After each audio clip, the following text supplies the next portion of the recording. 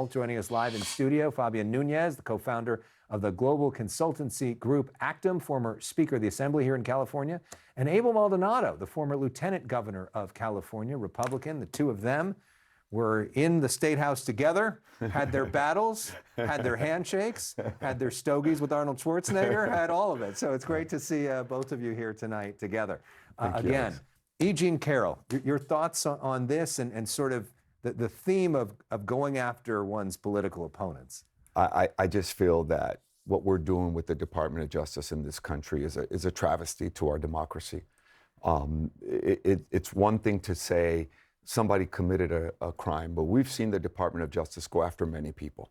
And in most cases, it doesn't land anywhere. But for this to be a victim, someone who actually accused the president of sexual misconduct, won a civil case against the President of the United States, and now in retribution, they're going to send the Department of Justice to go after a survivor of such a serious criminal act. To me, it's just a tragedy that in our democratic form of government, we're using the Department of Justice, or at least the president is using the Department of Justice to launch campaigns against people that he feel did not respond to the things that he wanted them to respond to. And in this case, it's just, to me, a real travesty. What do you think of the substance of this and the optics of this? Well, the optics are one thing, Alex, and I'm sure the optics don't look good. I mean, obviously, as what Fabian just stated. However, you look at she perjured herself. I mean, she was asked point blank during the process, was there any outside money coming to you for your cases? She said no. And now the Department of Justice has come out and said that, yes, Reid Hoffman, a billionaire, funded a lot of her cases. So she perjured herself. So I don't know if Trump knows about this investigation. This is the Department of Justice. You don't think he knows about this investigation? I mean, look, Alex, really? Come on. Not only does the president know about the investigation, Alex, but he's been asked before. He said, I don't know anything about what the Department of Justice is doing. All right. Yeah. I mean, it's just a fact that he states. Yeah, that is possible that he did. Well, it's possible that he didn't know that this was coming today, but we obviously know he knows about it now, and he's been notified. But we also know that the Department of Justice is acting at the behest of the president to curry favor with We don't necessarily know that. Well, we've seen there's a pattern in practice of that, and I think that one can conclude that because there's a pattern in practice of that in effect, that is exactly what's going on here. This So is it's okay if you perjure yourself. I mean, well, this is not about perjuring yourself. Well, it is, isn't it? I mean, legally it's about perjuring yourself. Well, that's what it is. But originally the case is a much deeper case. Yeah. It's sexual violence. It's sexual violence. A No, woman who says that she was raped. That case has been said. Well, no, but that's in that context that the claim about her perjuring herself happened in the context of her making the case that the president sexually assaulted her and raped her. Yeah. This is not a small thing. So, okay, well, maybe she perjured herself in the process. But the real fundamental issue here is that this is a survivor who is dealing with a very, very serious matter, whose life been turned upside down, who now the Department of Justice is going after. If she was not being honest about who was paying for her case, but Abel, what is she not else honest? It would be one thing if it was like a local or a state attorney general going after her. But the Department of Justice of the United States of America, which is a wholly different which right now, of situation. course, is led by President Trump's former personal attorney, That's right. Todd Blanche. Let's talk about something happening here in California, in Sacramento, where both of you served.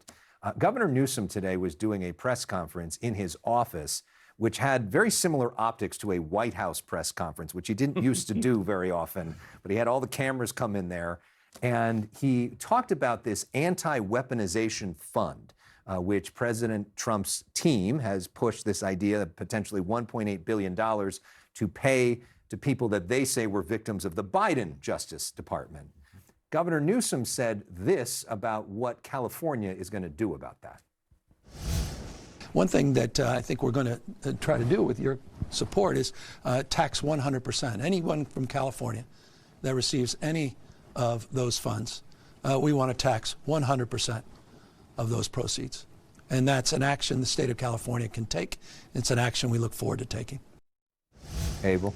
I mean, Gavin Newsom, with all due respect, he's just straight political. This is all political. The people that protested ICE, that shut down the 101 here, left Olvera Street, shut down the 101, there were some innocent people prosecuted there. Should there be some support for them? Is he going to tax them 100% on taking? Gavin Newsom, as you saw the setting there, he wants to run for president. The poor guy wants to be president so bad. He comes up with all these things, Alex. Look, I went to the swing states the last year. The swing states are full of Californians. They're not even going to vote for this guy. But look, he's making noise. You're saying they're full of Californians that left the state because it was too expensive, and so they've moved to other states. Too expensive, and all the ridiculous laws that Gavin Newsom has signed that's put businesses in jeopardy. I mean, so we have 6 billionaires that just left, Alex. Who's going to replace that money? Well, that's why he's voting. He says the wealth tax is a bad thing, but that's a whole other argument. But Your Alex, thoughts on this? while I love Abel, I couldn't disagree with him more on this. I mean, Gavin Newsom has governed over the state of California, and basically now we're the 4th largest economy in the world. We've beat most of the countries in the Western world in terms of economic strength. Seeing the governor sitting at that desk does look a little bit like the Resolute desk. It's fitting for him because he's the only person in the Democratic Party who's been able to meet the moment face to face and confront President Trump in the way nobody has. Not only putting a ballot measure, a measure on the ballot to confront the threat of them stealing the elections by gerrymandering and doing the things that they want to do in other states. But in addition to that, this is a governor who, the statement that he's making is in reference to the January 6th insurrectionists who basically attacked the Capitol because they had 2 ingredients that Donald Trump liked. Number 1 is that they were election deniers. And number 2, these are all white, for the most part, white folks. If they were black and brown, we wouldn't be offering them an opportunity for any way to go and collect any money. Officers were killed that day. They tried to impede the election process that would certify a presidential election. And now we're going to reward them by giving them money? I think you like that this idea of the 100% tax. I think it's a fabulous idea, and I think every governor around the country You think should it's do a the good same idea thing. to give money to people that maybe attacked police officers on January 6th? No, I don't think nobody believes in that, Alex. Well, and we don't know that. Nobody believes in that. That should not be happening, no doubt. And whoever came up with the number of 1776 for that fund, that's just stupid. That doesn't work, Alex. But what's going on here? This is the president's tax returns were leaked by some independent contractor in the Department of IRS. The president goes, sues the IRS. The IRS says, yeah, there's damages. Here's the money. He says, I don't want the money. Let's give the money that have been hurt by the Department of Justice, like the people here in LA that were protesting Olvera Street. Fabian, do you think some of them were wrongly prosecuted by the DOJ? Should they have some resources coming back to them? Absolutely. This is a 1.6. And those were brown folks. But this is a $1.6 billion, something like that, slush fund that the president got set aside so that he can give a couple of nuggets to some of the people that are his supporters. Because in reality, the president doesn't need to get more money. He's already made over $2.6 billion, him and his family, by squeezing governments, by ripping off governments, and the corruption that's taking place in the White House between him and his family. So he doesn't need another 1.6. He's already made more than $2.5 billion on the backs of American taxpayers. 77 million people voted against Joe Biden, voted for him. Well, I understand that. Those two things could be true at the same time. They are. They are. Let's get to some breaking news that's happening here in the governor's race here in California. A poll just came out from PPIC, one of the more respected pollsters, with new numbers. And this is where the governor's race is right now among likely voters. Javier Becerra, former HHS secretary, taking a lead at 23%. Steve Hilton, Republican, at 20%. Tom Steyer, who spent over $200 million of his own money in this race, is in 3rd place now, 15%. Chad Bianco, Republican, Riverside County Sheriff, at 13%. Katie Porter, former Democratic congressperson, at 12%. Everybody else under 10%, including Matt Mahan and Antonio Villaraigosa. It's been amazing to see this run for Javier Becerra. What do you think that's about? Well, I think what's happened in this race, because of the open primary, which was very well intentioned, now we have a jungle primary in California. Which is where the top two people advance regardless of party, which was that guy's idea. With Abel Maldonado, a well-intentioned idea, which I support, which I do 100% support it. Give What's the people the choice to choose for their politicians. What's happened is not the politicians, political party bosses. Choose the politicians. What it's done is it's closed down the middle lane. If you see people like Matt Mahan, Antonio Villaraigosa, have not been able to surface in this race. Those are the moderates. We need all voices to have a voice. I think we need to go back to the old election process. But I will tell you what's interesting about this race is, while Javier Becerra is in the lead, you know, my wife and I voted for Antonio Villaraigosa the other day because we still support him. The fact that there are so many undecided voters, or voters who maybe in the polls have said who they're going to vote for, but why are they holding on to their ballot? A lot of Democrats are still waiting this out because they still haven't made up their mind. Yeah, so 15% undecided. These numbers could change. 15% undecided in that poll, which is very late.